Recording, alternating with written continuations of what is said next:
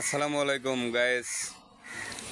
আমরা দেখি যে প্রত্যেক বছর একবার না একবার হলো বাংলাদেশে ঠিকই বন্যা বা বৃষ্টির পানি যে কোনোভাবে বেড়ে যায়।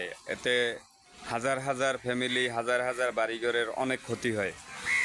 যাই হোক, এখন আমি বলতে চাইতেছি যে এটাই, আমরা সবসময় সরকারের তেরানের দিকে বা সরকারের আশা করে বসে থাকি কেন?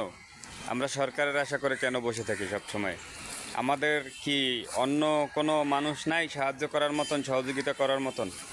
এই দেশে বড় বড় মিল কারখানা আছে, বড় বড় ফ্যাক্টরি আছে, বড় বড় কোম্পানি আছে, তারা কি পারে না দেশের মানুষকে হেল্প করতে, দেশের মানুষকে সাহায্য সহযোগিতা করতে? এই যে দেখেন আপনারা, বর্তমানে কক্সবাজার বন্যায় আপনার দেশ বিদেশ থেকে আমাদের দেশের যত বড় বড় কন্টেন্ট ক্রিয়েটার তারা হেল্প করতেছে। যত বড় বড় টিকটকার আছে, যারা আছে, এই যে হোয়াটসঅ্যাপ বেল্লাল বলেন বা দেলে ভাই বলেন বা অন্য অন্য যারা আছে, সবার নাম তো আর আমি জানি না। এই যে তারা সহযোগিতা করতেছে, সবাই সাহায্য সহযোগিতা করতেছে। এখানে মানুষ নানান প্রশ্ন তোলে, নানানভাবে নানান কথা বলে যে দেশের সরকার কি করতেছে, দেশের সরকার সাহায্য সহযোগিতা করে না, বিরোধী দলের এমপি, বিরোধী দলের মানুষজন সাহায্য সহযোগিতা করতেছে। এই যে আপনার হাতি ভাইয়ের মঞ্চ থেকে সাহায্য সহযোগিতা করতেছে, আমাদের সরকার দলীয় কেউ করে না।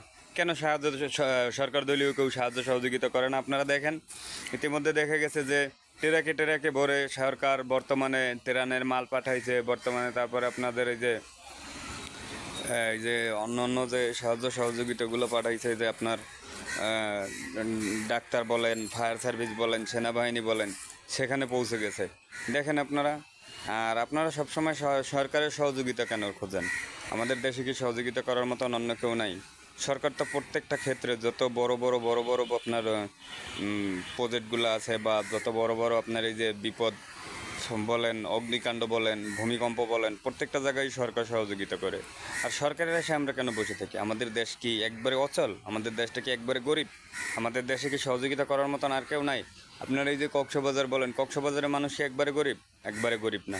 কক্সবাজারে দেখা যায় যেখানে 5,000 ফ্যামিলি আছে, 5,000 ফ্যামিলির ভিতরে নিম্নত 50টা ফ্যামিলি আছে যারা পুরো কক্সবাজারের এই যে বন্যার যে বিপদগ্রস্ত ফ্যামিলি, তাদের সবাইকে চালায় রাখতে পারে।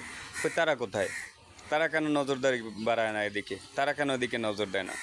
এখানে আমরা শুধু অন্য অন্য মানুষকে দোষারোপ করি, অন্য অন্য মানুষের দিকে আমরা আঙ্গুল তুলি। এটা তো আমাদের দোষ, আমাদের দোষ। আমাদের দেশে কি সব মানুষ গরিব? পয়সাওয়ালা মানুষ নাই? আমরা কি এগুলো চোখে দেখি না?